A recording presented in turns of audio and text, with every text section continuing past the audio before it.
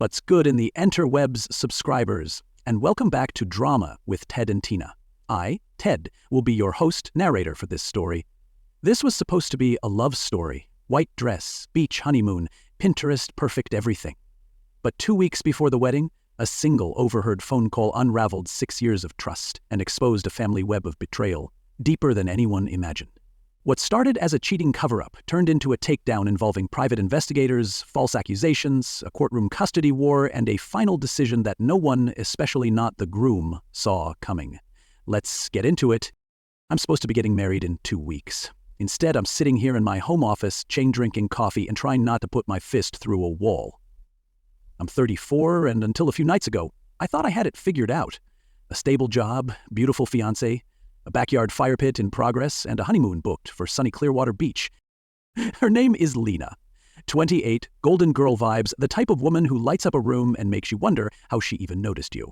We've been together 6 years, engaged for 1, I was sure, until I overheard one speakerphone call that pulled the pin on everything. Lena was in the kitchen making dinner, chatting with her brother-in-law Travis, married to her sister Camilla. He asked where Camilla was. He'd been texting with no reply. Without hesitation, Lena lied. She just left here. Should be home in about half an hour. Only problem? Camilla hadn't been here, not even close. I walked in, grabbed a glass, and asked who was on the phone. She said Travis was looking for Camilla, then went right back to texting, presumably the woman she just lied to her husband about, my fiancé standing in my kitchen, actively warning her sister that the husband she was cheating on was looking for her. And just like that, the fire pit wasn't the only thing burning. At first, I tried to convince myself I misheard. Maybe I misunderstood, maybe Lena had a reason, but the more I sat there, sipping my drink, watching her casually tap out a message, the more my brain started screaming that something was off. Camilla hadn't been over. Not since yesterday, when she and Lena were gluing paper flowers for the wedding, like a Pinterest nightmare. And yet Lena told Travis she'd just left, then claimed she was texting her to say he was looking for her, even though he said she wasn't responding to texts. Which leaves 2 options. Either Lena knew where her sister was and lied to cover for her, or she was actively helping her stay hidden and was now scrambling to warn her. Either way, it felt like betrayal by association.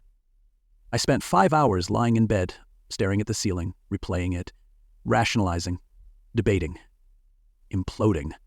I knew I should talk to Lena, but I also knew I wouldn't get a straight answer if I did. So, at 1:00 a.m., I gave in to the voice in my head that said, check her phone. She and I know each other's pins. We've always trusted each other. Or I thought we did. I grabbed her phone and locked myself in the bathroom like a teenager hiding from his parents, and what I found confirmed every nightmare I'd just spent hours trying to downplay. Camilla was cheating. Has been for 6 months, and Lewin, my fiancé, was covering the whole damn thing up like it was her full-time job. I don't know what I was expecting, but it definitely wasn't a 600-message thread filled with graphic details about Camilla's coworker lover, emoji-rated hookups, complaints about Travis's dad bod, and Lena chiming in like a giddy accomplice. Not once did she say, you should stop. Not once did she seem uncomfortable. She helped coordinate meetups, offered cover stories, even coached Camilla on what to text when Travis got suspicious. I sat there in the bathroom, screen glowing, mouth dry, feeling like my entire relationship had just crumbled into a pile of smug betrayal and sweat-soaked secrets. This wasn't just some misguided loyalty between sisters. This was deception on a level that made me question if Lena ever told me the truth about anything, and I was 2 weeks away from putting a ring on her finger. I screenshotted everything I could, about 24 pages of digital filth, and sent them to my email.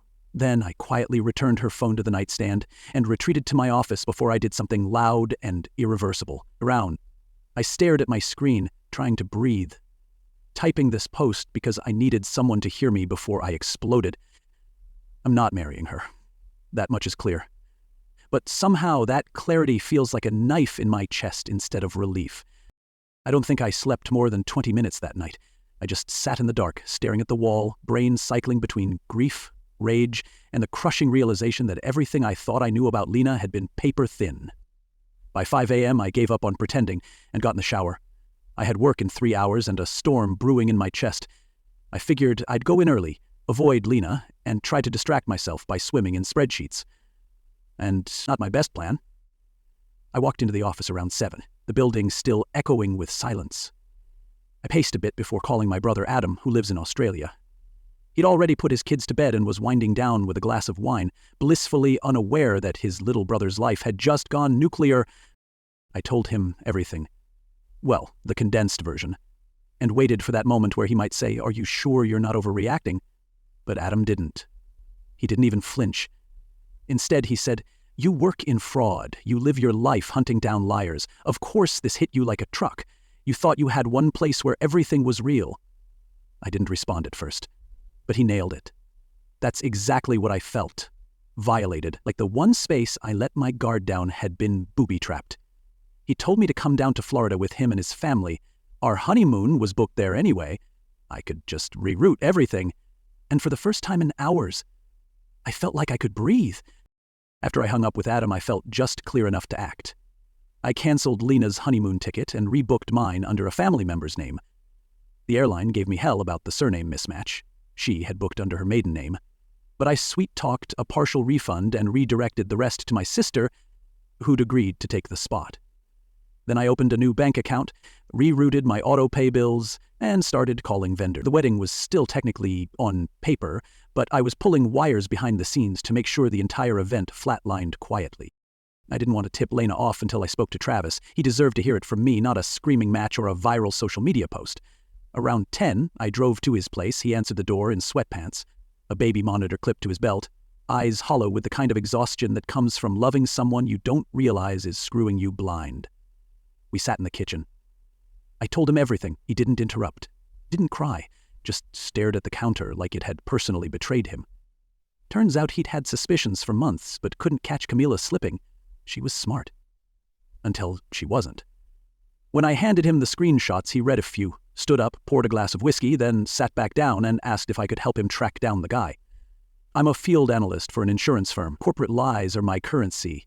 So, I told him, I'm in. Travis gave me a name, Jake. But no last name, just a whisper Camila had slipped once during an argument. We didn't have much to go on, so I looped in my friend Drew, a former co-worker and now a private contractor who owed me a few favors. I explained the situation, minus a few identifying details, and he agreed to meet up later. First stop, Travis's parents' house. We dropped off his toddler so she wouldn't be in the middle of what was shaping up to be a live-action car crash. Next, we drove to Camilia's office, one of those nondescript sweet strips in the corner of a business park. Her car was right there. Travis still had a spare key, so I handed him a GPS tracker and a voice-activated recorder. Basic tools of the trade, cheap on Amazon, priceless in a situation like this. We installed them in her car and parked a block down the street. Drew arrived, hopped into the back seat, and we waited. About an hour later, Camila strutted out with two of her co-workers and a tall blonde guy in a dress shirt and slim-fit jeans. He and Camila were holding hands. I didn't even need a zoom lens. This wasn't subtle. I got photos from the dash while Drew went inside with a burner phone to grab some closer shots and act as our alibi. Camila and Jake left in separate cars, but the plan was obvious. They were meeting up later. We followed her at a distance. Destination? A nice bar across town. Predictable. We watched Camila park, strut into the bar like she was starring in her own Netflix affair series, then waited 10 minutes before Drew headed inside with instructions. Get photos, get names, and keep them busy if needed. Travis and I sat in the car, silent, both of us stewing in different flavors of betrayal. 20 minutes later, Drew started texting pictures. Camila and Jake making out at the table, their two innocent co-workers looking on like backup dancers in a scandal. Travis looked like he might throw up. One of the co-workers was married, and she and her husband were part of their little family circle, complete with toddlers the same age. So not only was Camila cheating, she had backup from people smiling in Travis's face. I asked if he was ready to pull the plug, but Travis wanted more. He needed a name. So I went in. I walked into that bar like I had no idea what was going on. Camila's face turned to ash when she saw me. She introduced me to her friends and to Jake, who cheerfully gave me his full name, idiot. I excused myself, joined Drew at the other end of the bar, and we went digging. In under 5 minutes, we had Jake's entire resume, socials, court records, marriage certificate. That's right, folks. Jake was married too, with a 1-year-old daughter. I texted Travis everything. We let the night drag just long enough to spoil their little getaway. They left, we followed, and then we watched Jake walk straight into Travis's house with Camila. Watching that smug bastard stroll into Travis's house like it was a romantic Airbnb made me sick. Camila greeted him at the door like a woman welcoming her husband back from war. Travis sat beside me, jaw clenched so tight I could hear his molars grinding. I offered to go with him, but he shook his head. "This is mine," he said, like a soldier heading into battle. He grabbed the recorder and the tracker, said goodbye, and I watched him disappear into the dark like some grim avenger. That was the last I saw of him that night. He texted me an hour later. It's done. And at my parents' place. For real this time. No details, no drama, just the exhausted punctuation mark at the end of a marriage he didn't know had been over for months.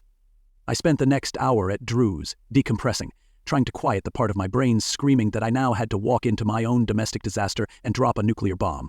Lena was waiting. She had no idea what I'd been doing all day, no idea the wedding was already disassembled behind her back, but I couldn't marry someone who helped her sister cheat.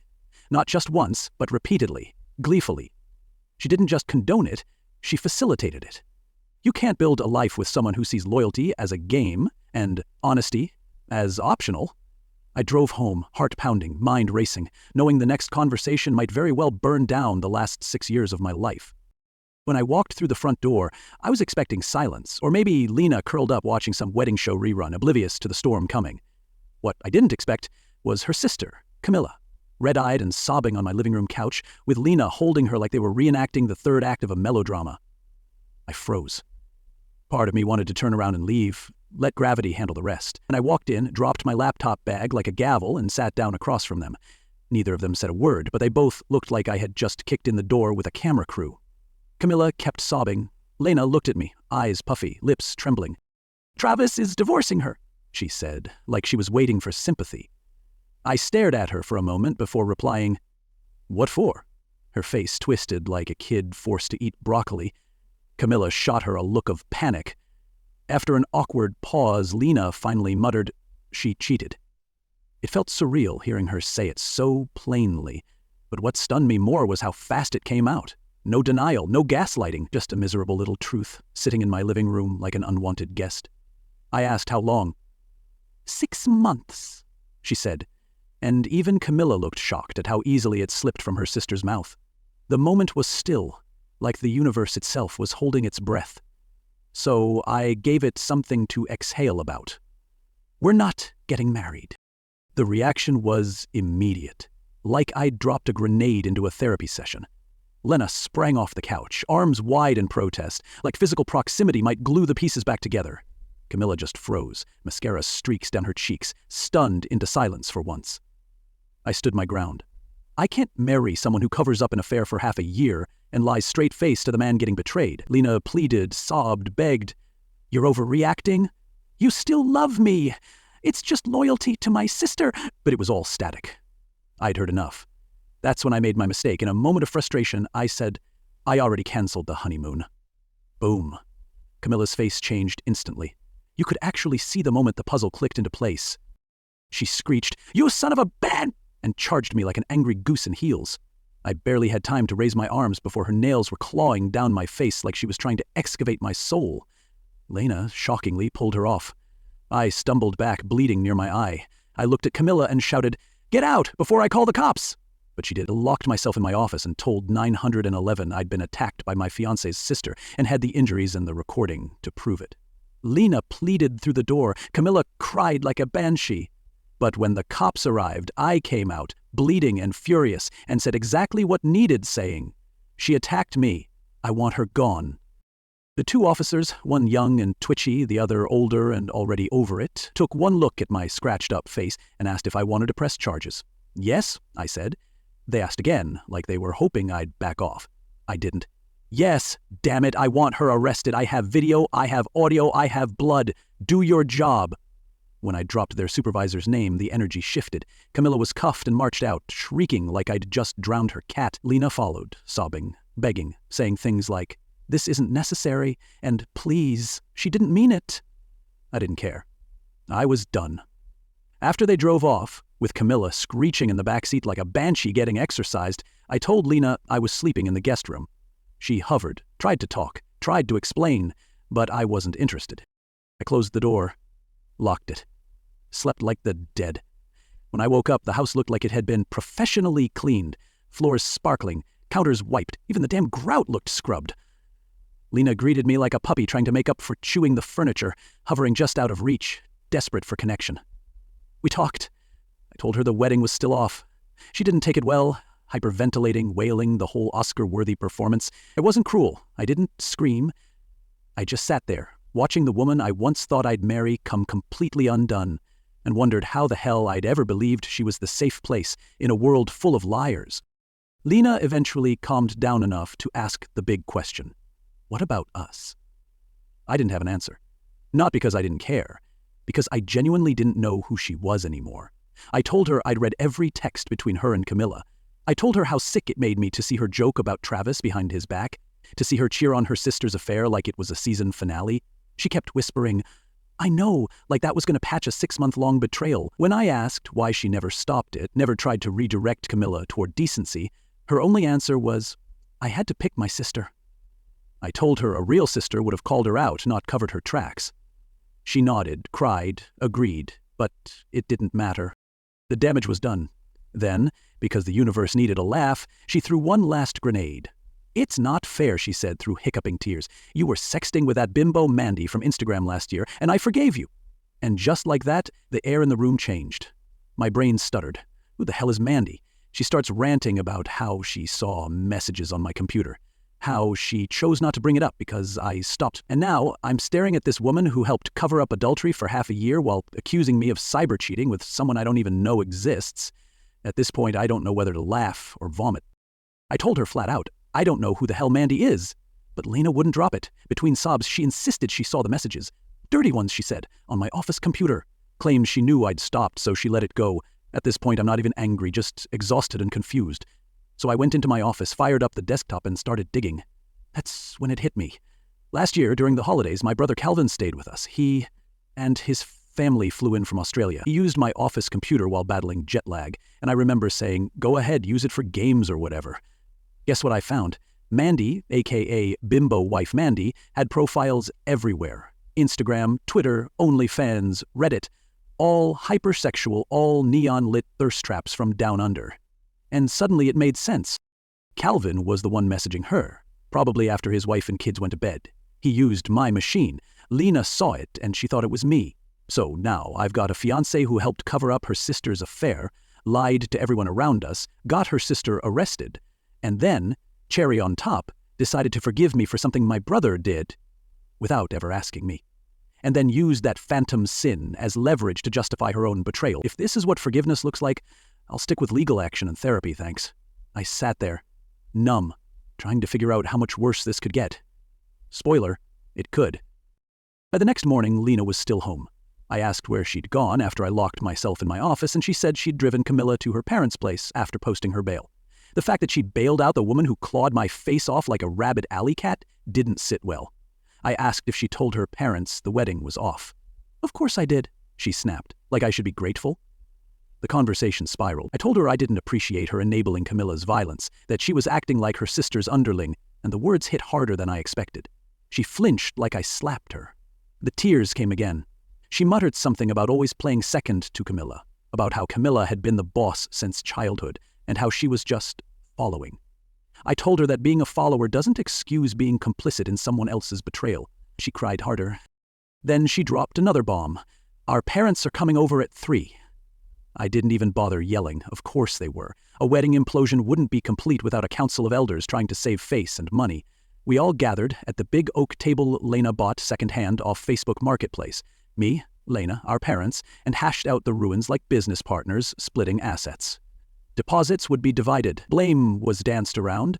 My parents were quietly supportive, hers were quietly homicidal, and through it all, Lena just sat there, staring at the wood grain like it held the answers she never earned. We finished that 3-hour meeting like divorcees who'd never even made it to the altar. Some vendors would refund partial deposits. Some wouldn't. Her parents seemed more upset about the wasted flowers than the actual collapse of a relationship. When it came to the house, things got tense. I suggested reimbursing her for her share of the down payment, $20,000 to my 60, and some of the mortgage she'd chipped in over the past year and a half. Lena shut that down. She had no plans to move out, and she wasn't interested in a buyout. I still live here, she said. And just like that, I realized how deeply this woman didn't get it. The wedding was off. The foundation of our relationship had been nuked. But she still thought we were something. Maybe salvageable. Maybe on pause. I didn't argue. I just got up, left the table, and walked to my office. I closed the door, sat down, and stared at my monitor. Everything. Every lie, every screenshot, every gut punch sat there in folders with names like evidence and truth.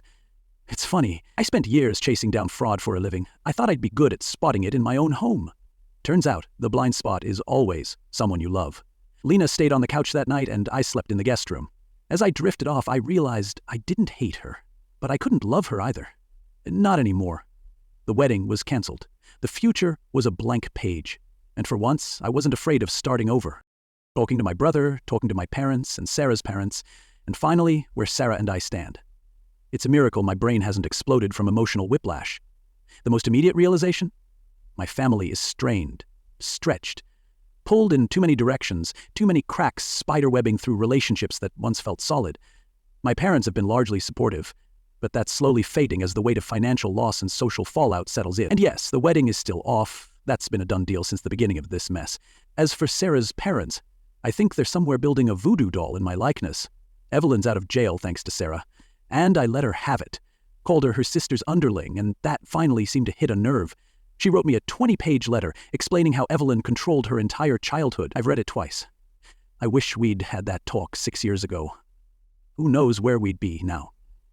I had planned to post this update days ago, but life got in the way, and honestly, I didn't have the emotional bandwidth. A few quick replies to common questions before I get into it. I don't know much about Marty's divorce besides that it's still on. No, I'm not helping him dig into Jake's wife or mount a crusade. He's a grown man. If he wants vengeance or closure, that's on him. My role is to support my friend, not play investigator or life coach. And no, this wasn't some clever OnlyFans marketing scheme. Trust me, if I wanted to exploit this drama for clout, I would have cashed in during the first post that hit Reddit's front page with 3 million views. Mandy, bimbo wife Mandy, did reach out. No romance there, just her confirming some timelines. She's married. Happily. And way too wild for a boring insurance guy like me. Back to the update. I assumed Carl, my brother, used my office computer to talk to Mandy, but it was too late that night to call him. I'm the type who needs to solve problems immediately. It's great for my career, but terrible for my sanity. I made myself let it go for a bit. First priority, telling everyone left on my wedding guest list about the cancellation. Sarah and I were the only ones with the full list, and had already had my parents contact the extended family. The rest fell to me. I decided to call instead of text, out of respect, which in hindsight might have been a dumb move. Every call became a therapy session, with me explaining why the wedding was off. I could have lied, blamed cold feet, but I wanted people to know the truth, to respect their time and their support. It took all day. By the time I finished, it was morning in Australia, and I needed to figure out what to do about Carl. Carl and I have always been close, despite a 13-year age gap. He was a stand-in parent as much as a sibling. Always mature, always patient. So, yeah, discovering he was sexting on my office computer with someone who wasn't his wife was a gut punch. I didn't know if it was even worth clearing my name at this point. Sarah and I were already shattered. But for the sake of my own dignity, and maybe a little justice, I needed to confront him. I made a sandwich first. That's how surreal this all felt. I called Carl over Facebook video. As expected, he picked up immediately. Works from home, IT guy, always around. I didn't ease into it. I just asked if he had used my computer for his little online adventures. His face froze. Then he leaned off screen and shut his office door. Yeah, I did. Why? That blunt. I swore and explained the fallout, how Sarah thought it was me. He looked guilty, then admitted Karen didn't know. He begged me to keep it that way. Carl spilled everything. Their sex life had tanked after their youngest was born. Karen was always exhausted, even when he helped with the house and kids. Rejection after rejection led to performance issues, which made things worse. So, he started working late, quotation marks included. That turned into a full-blown OnlyFans addiction. He swore he'd quit. I wanted to believe him. He seemed sincere, but my trust had been battered so hard lately that even Carl wasn't immune to suspicion. I told him to come clean to Karen. He said they'd been in marriage counseling for 6 months, and, of course, Viagra had helped. I nearly did a spit take. Apparently, that magic blue pill and some hard conversations had rekindled things. He begged me not to ruin the progress. I didn't want to blow up his family, especially with 2 nieces I adore. So I agreed to wait. I'd see him soon anyway, and with some drinks in him, I'd dig deeper. For now, I'd let it be. Sarah was gone that night. I found out the next morning that she bailed Evelyn out and crashed at her parents' house. When she returned, she looked like a zombie. Drained, hollow-eyed. I asked, out of habit, where she had been. Her voice cracked when she said, explaining to my parents that you called off the wedding. I asked if they knew why. She snapped, "Of course they do." I lost it. Told her maybe she should move back in with them. Both daughters under one roof, Eddie? Sure, but the bailout enraged me. She snapped back, and I threw the underling line at her again. She flinched, hard, eyes filled with tears. We stood there, silent in our living room, like strangers with ghosts between us. Then she dropped the bomb. Our parents are coming at 3. I facepalmed. But I let it go. We needed to talk logistics anyway. That Sunday was a hellish dinner party without the food. Just 6 miserable people gathered around the oak table Sarah bought from Facebook Marketplace. She wanted to host holidays around that table. What we got instead was 3 hours of emotional evisceration. My parents were supportive-ish. Sarah's were predictably furious. The finances were sorted amicably. Whatever could be refunded would be split based on who paid. No drama there. Until the house came up. I offered to pay Sarah and her parents back for the deposit. She flipped. Didn't want to move. Didn't want to break up. Her voice cracked as she yelled, "I'm not moving out of my house, and we are not breaking up." That was her line in the sand. But the wedding was off. That wasn't changing. After our parents left, Sarah and I talked, or tried to. We ended up watching a movie in silence. Separate rooms again. That was the new normal.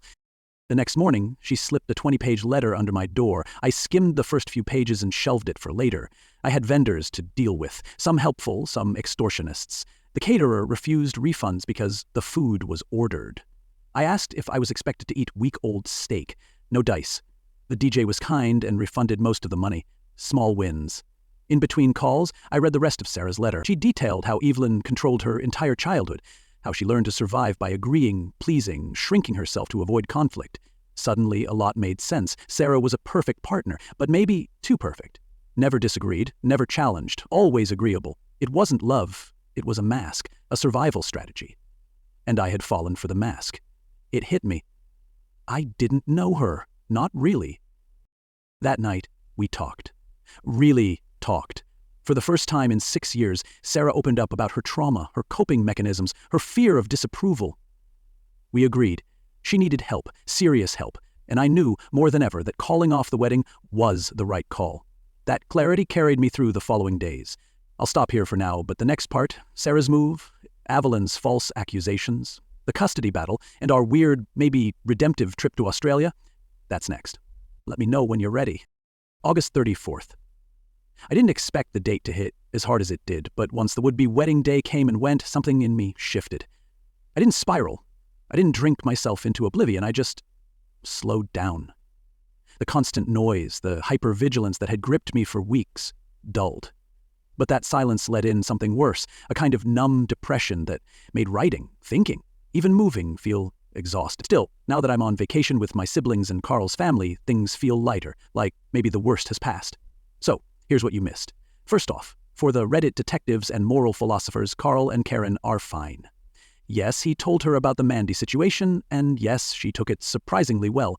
Apparently, in her words, they both watch porn, and that's basically all she considered it to be. When I asked her if she'd feel the same if he'd seen a prostitute, she said no, but he didn't, and that was enough. And when I spoke to her directly, away from Carl, she was calm, maybe even amused. "We're not as squeaky clean as you think," she said. And judging by the sounds echoing through their hotel room the night before, their dead bedroom issue is now very much alive. Honestly, I'm glad I didn't push him. Carl handled it, and their marriage might actually come out of this stronger. It made me feel like I made the right choice, letting him face it himself. Evelyn, however, is a whole other kind of disaster. Her drama has completely eclipsed Sarah's, even though our wedding crash and burn was extremely public. Marty is still divorcing her, but she's dragging her feet, begging him to reconsider. School's starting again, so Marty's back at work and no longer with his daughter every day, which is clearly eating at him. He was in a rhythm, being with his kid, decompressing with his parents, and now that's gone. It's no wonder he's darker these days. He hasn't told Jake's wife. He hasn't raised hell at Evelyn's job, even though he could. He has the texts, photos, even a video. He could ruin Jake's life in 5 minutes, but instead, he's making him sweat. Quietly, strategically. Marty's not the same teacher in Birkenstocks anymore. He's simmering, and I don't blame him. According to Sarah, Evelyn is living like a grounded teenager. Home, work, repeat. Their parents aren't exactly thrilled, and while they're pissed at both daughters, the heat seems to be off Sarah. Their focus shifted the second they realized Marty was serious about full custody. Losing time with their granddaughter hit harder than their second daughter's imploded wedding. And now, the big event. Sarah and I. Let me preface this by saying no one's going to be thrilled with where this is going. But the people screaming, "Cut her out forever," will be mad. The ones begging for reconciliation? Also mad. The truth is murkier than either side wants it to be. We're not together, not engaged, not even romantic. But we're not completely done either. I've learned more about Sarah in the past few weeks than I did in 6 years. I now understand her people-pleasing behavior, how deep it runs and where it came from. I've seen her take accountability. Not perfectly, not completely, but sincerely. When she and Evelyn were on my couch that night, she didn't lie. She didn't deflect. She could have played dumb. She didn't. She owned it, knowing how bad it would make her look. That matters to me. A lot.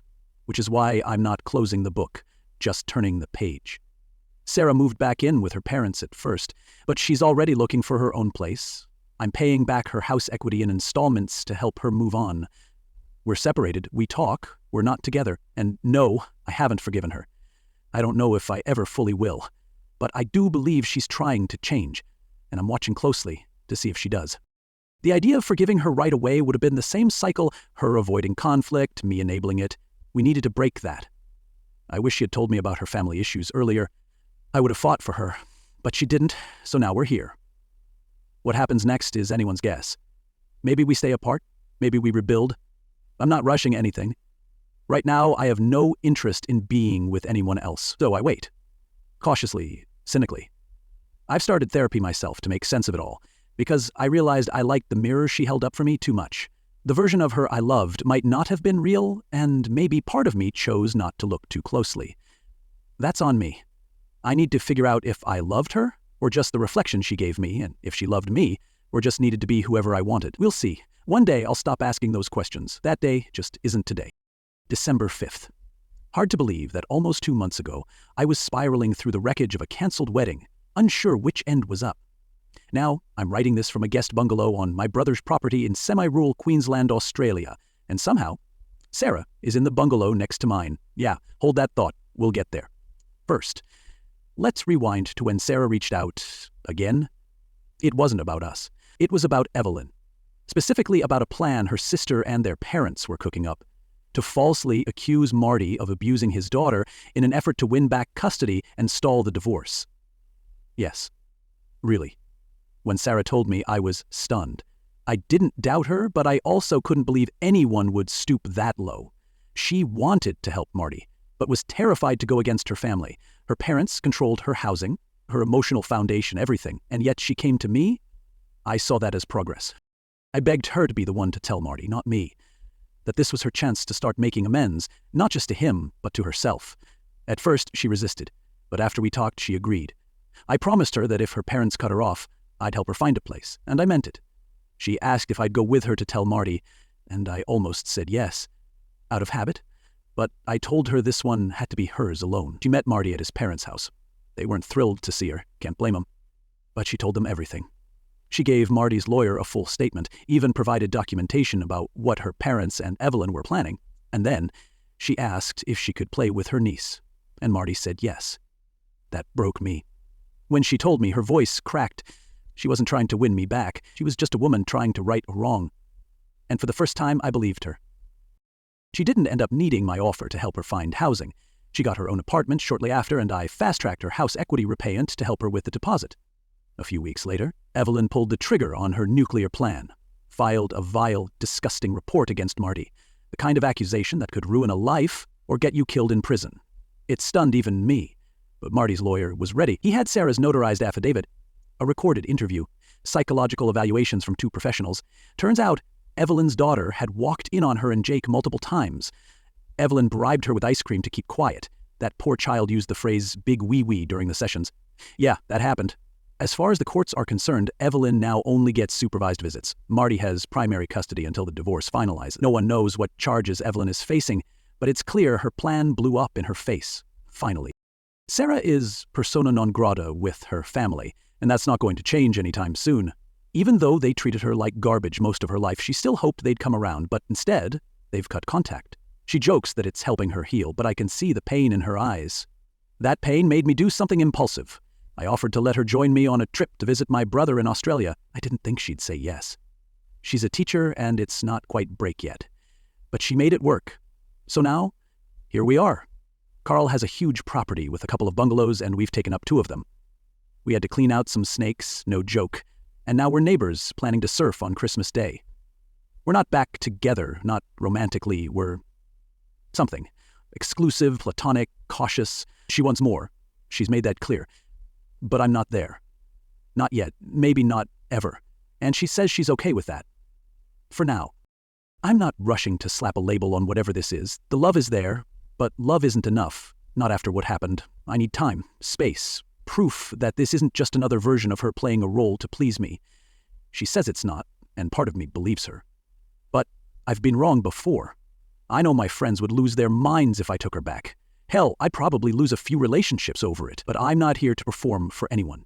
If I do get back with her, it will be because I believe in the new person she's becoming, not because I miss the old one.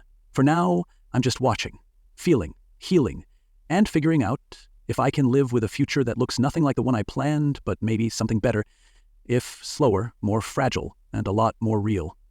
That's all I've got for now. If anything crazy happens in Australia or after, I'll post again. Until then, thanks for sticking with me. It's been one hell of a ride.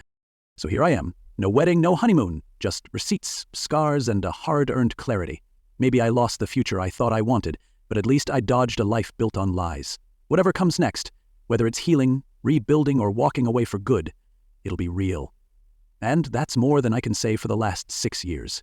If this story hit you like it hit me, make sure to like, subscribe, and turn on notifications so you never miss the next wild ride. Because trust me, there's always another betrayal, another twist, and another unbelievable story coming soon. Thanks for watching. I'll see you in the next one.